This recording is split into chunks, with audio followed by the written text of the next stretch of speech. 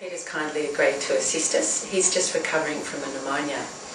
Peter had C4 quadriplegia with paralysis of the left hemidiaphragm. So I'd like to talk about ideal positioning for carrying out this procedure.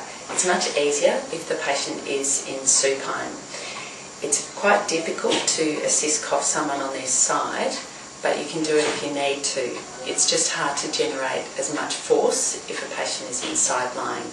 So the techniques we're going to demonstrate today are going to be with Peter lying on his back. And now, in order to get to Peter easily, I'm just going to move the bed out from the wall a little bit.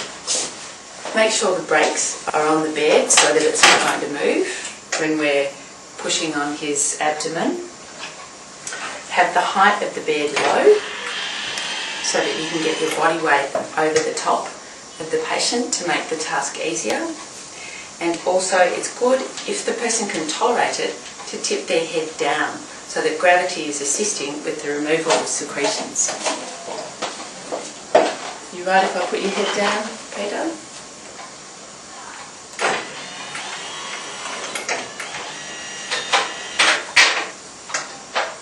Comfortable there? The technique I was using then was a technique where you have a forearm over the abdomen and a forearm over the chest.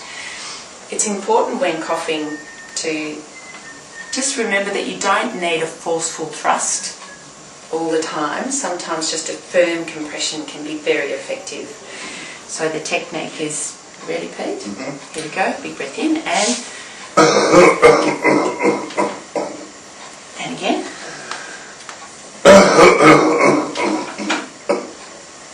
Good.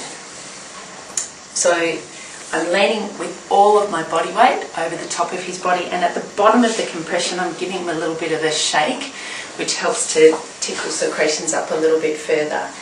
If you get tired of doing this sort of technique, you can swap your hands around and cough like this. Ready, Pete?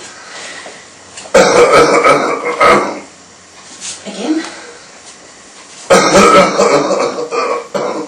And you can hear he's got some secretions that are moving up slowly there, and they'll come in a little while. It just takes a few cycles sometimes to shift the secretions all the way up.